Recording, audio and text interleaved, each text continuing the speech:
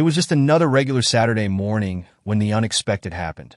I had just finished making breakfast for my daughter, Emma, and decided to let her enjoy some fresh air outside. Like any child her age, Emma loved riding her bright pink bike, a gift from her grandparents. After a quick spin around the neighborhood, she parked it neatly on the front steps of our house. It seemed harmless, right? Little did I know that this simple act would lead to an unbelievable chain of events. The first sign of trouble appeared as I was sipping my coffee. A faint knock at the door interrupted my moment of peace. Standing there was Mr. Peterson, the HOA leader, with a clipboard in hand and a look that screamed official business. At first, I thought he had come to greet us or discuss a harmless community update, but his stern expression suggested otherwise. Before I could even say hello, he pointed to Emma's bike and declared, "That is against HOA regulations." I was stunned. How could a child's bike cause such a stir? I politely asked for clarification, but his response left me baffled.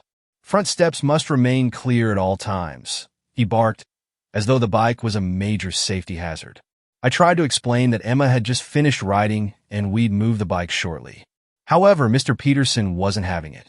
He insisted that rules were rules and that any violation, no matter how minor, would result in a fine. The conversation ended with him storming off, leaving me feeling both annoyed and confused. Emma, watching the exchange from the window, asked innocently, "Did I do something wrong?" Her question broke my heart. It was a stark reminder that sometimes the rules we create as adults can feel unfair and bewildering to kids. At that moment, I resolved to stand my ground. I didn't realize then that this was just the beginning of a much bigger drama.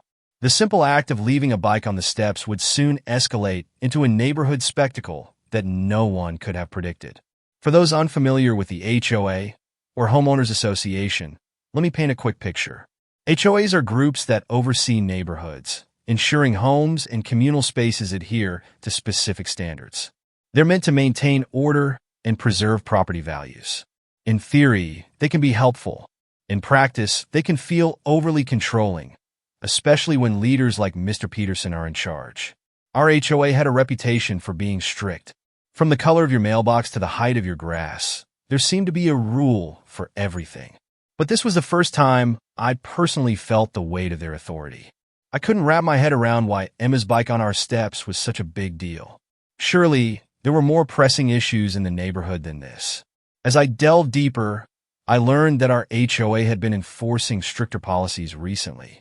Mr. Peterson, the self-proclaimed guardian of the neighborhood, had taken it upon himself to crack down on even the smallest infractions. Some neighbors supported his efforts, believing they kept the community in line. Others, like me, felt suffocated by the endless rules. The most frustrating part? The rules weren't always applied evenly. One neighbor's garden gnome collection was overlooked, while another received warnings for a slightly overgrown hedge. It seemed like a matter of personal vendettas more than actual rule enforcement. My frustration grew as I talked to other neighbors. Some shared similar stories of trivial fines and confrontations with Mr. Peterson. A few even joked that he seemed to enjoy his role as HOA leader a little too much. The situation was beginning to feel less like a community effort and more like a personal power trip. Still, I didn't want to create unnecessary conflict. But as the tension mounted, I began to realize that standing up for something as simple as a bike on the steps was about more than just the bike. It was about fairness, reason, and drawing a line against overreach. Little did I know, this small act of resistance would soon bring the neighborhood's simmering frustrations to a boiling point. The following day, I thought the issue was behind us. Emma's bike had been moved to the garage, and I assumed life would return to normal. But I was wrong, very wrong. Around midday, I found a letter taped to our door.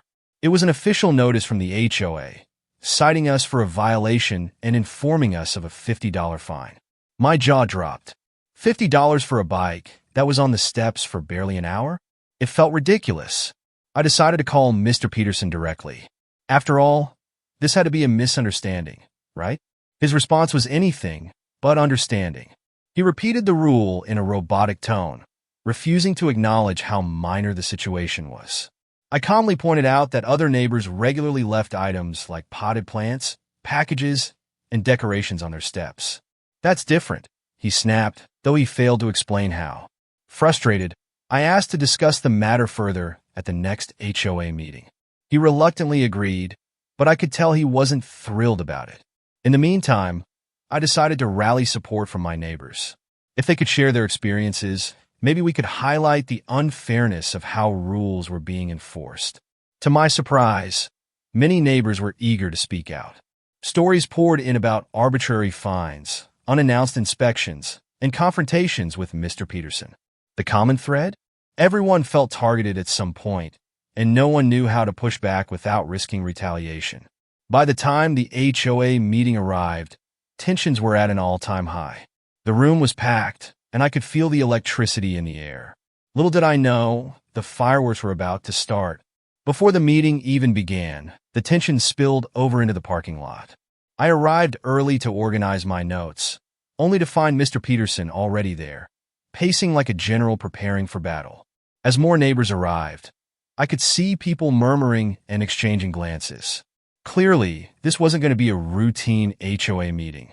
One of the first confrontations happened before we even entered the room. A neighbor named Linda, who had received multiple fines for her holiday decorations, approached Mr. Peterson to voice her frustrations. His response was curt, bordering on rude, which only fueled the growing crowd's dissatisfaction. As I approached the building, he turned to me and said, "I hope you're ready to follow the rules this time." His tone was condescending, and I could feel my blood boiling. Instead of engaging, I simply nodded and walked inside, determined to let my words do the talking. The meeting began with the usual agenda, but it didn't take long for the focus to shift. When it was my turn to speak, I stood up and calmly explained my situation. Leaving a bike on the steps for a short period shouldn't warrant a fine, I began. I could see heads nodding in agreement. However, as I continued, Mr. Peterson interrupted me. "Rules are rules," he barked. His dismissive attitude only served to unite the crowd further. One by one, neighbors began sharing their own stories of overreach and unfair treatment. The meeting quickly devolved into a heated debate, with Mr. Peterson trying to maintain control. What stood out most was how little he seemed to care about the community's concerns. His refusal to listen or compromise made it clear that this wasn't about maintaining standards. It was about control. As the meeting ended, I realized that this was bigger than just me or my daughter's bike. It was about challenging an authority figure who had lost sight of what it meant to serve the community. A few days after the fiery HOA meeting, an email arrived in my inbox. It was a notice about an emergency HOA session scheduled for the upcoming weekend. The subject line read, *Policy Enforcement Discussion, Community Concerns. I couldn't help but feel this was a direct result of the uproar from the last meeting. The emergency session was held in the local community center, and once again, the room was packed. This time, there was a palpable divide in the air. On one side were those who supported Mr. Peterson's strict enforcement, arguing that it protected the neighborhood standards. On the other side were people like me, tired of the petty rules and unfair fines. The meeting began with Mr. Peterson doubling down on his stance. He presented slides showing the HOA's bylaws and reiterated the importance of adhering to them. "If we let one rule slide, where do we draw the line?" he argued, his voice rising with each word. His allies nodded in agreement, but the majority of the room remained silent. When it was my turn to speak, I decided to take a different approach. Rather than focusing on my individual case, I highlighted the bigger issue: the community's growing dissatisfaction with how the rules were being enforced. I shared stories from other neighbors, illustrating the inconsistency and pettiness of the fines. To my surprise, my words seemed to resonate. Several neighbors stood up to echo my points, calling for a more balanced approach to enforcement. Even some of Mr. Peterson's staunchest supporters began to waver. By the end of the meeting, a compromise was reached. A committee of residents would be formed to review the HOA's policies and propose changes to ensure fairness. It wasn't a perfect solution, but it was a step in the right direction. As I left the meeting, I felt a sense of relief. The community had finally pushed back against Mr. Peterson's heavy-handed leadership. But little did I know, The drama was far from over. Through all the chaos, one person had remained blissfully unaware of the storm brewing around her: my daughter, Emma. For her, the bike incident was just a small misunderstanding, something she couldn't fully grasp. But as the days went on, she began to notice the tension in our home. One evening, as I was tucking her into bed, she asked, "Mom, is this about my bike?" Her big, curious eyes were filled with worry. I hesitated, not wanting to burden her with adult problems, but I also didn't want to dismiss her feelings. "It's not your fault, sweetheart," I assured her. "Sometimes grown-ups make things more complicated than they need to be." Her next question caught me off guard. Why do they care so much about a bike? It was a simple question, but it carried a profound truth. How had something as innocent as a child's bike turned into such a contentious issue? It was a reminder that sometimes the rules we cling to as adults lose sight of what really matters. In the days that followed, Emma's bike became a symbol of something greater. Neighbors would stop by to chat, often pointing to the bike and joking about how it had brought the neighborhood together. Even Mr. Peterson, though still firm in his convictions, seemed to soften slightly. But the real lesson came from Emma herself. One afternoon, she asked if she could write a thank you note to the neighbors who had supported us. "They were nice to us," she explained simply. Her small gesture reminded me that even in the midst of conflict, kindness and community could shine through. What had started as a little big problem was now a turning point for our neighborhood. Emma's bike was no longer just a bike. It was a catalyst for change. It was a sunny afternoon when the most dramatic moment of this entire ordeal unfolded. I had just stepped outside to water the plants when I noticed Mr. Peterson walking briskly down the sidewalk toward my house. He wasn't alone. Two other HOA board members trailed behind him, looking visibly uncomfortable. I could tell from his expression that he wasn't here for a friendly chat. "Mrs. Taylor," he called out sharply. His voice echoed across the cul-de-sac, drawing the attention of neighbors who peeked out from behind their curtains. "We need to have a word about the recent disruptions you've caused at our meetings." Disruptions? I couldn't believe what I was hearing. Before I could respond, he launched into a tirade about the importance of order and how my actions were undermining the HOA's authority.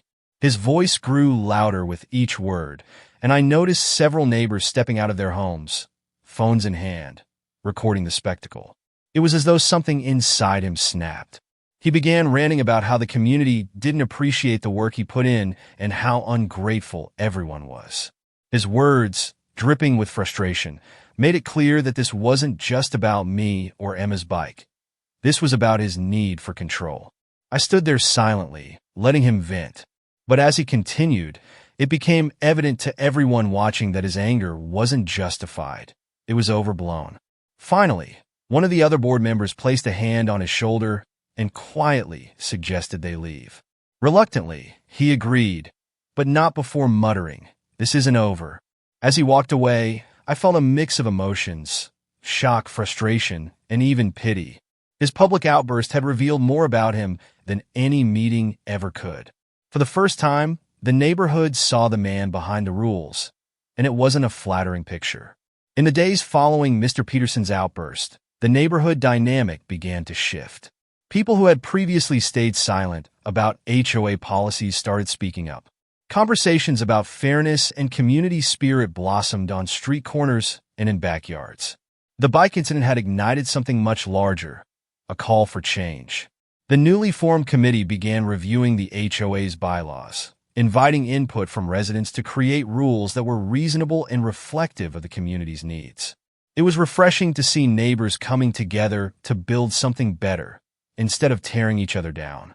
As for Mr. Peterson, he quietly stepped down as HOA leader a few weeks later, citing personal reasons. While some suspected he was pressured to resign, others believed he simply realized he had lost the community's trust. Either way, his departure marked the end of an era and the beginning of a more collaborative one. Emma, blissfully unaware of the drama her bike had caused, continued riding it every day. Each time I saw her pedaling down the street with a big smile on her face, I felt a sense of pride. Not because we had won against the HOA, but because we had stood up for what was right. This experience taught me that sometimes the smallest actions, like leaving a bike on the steps, can lead to the biggest changes. It also reminded me that true community isn't about rigid rules. It's about supporting one another and finding balance. In the end, the bike that caused so much controversy became a symbol of freedom, not just for Emma, but for everyone in the neighborhood. And as I watched her ride off into the sunset, I couldn't help but smile, knowing that we had all grown a little closer and a lot stronger.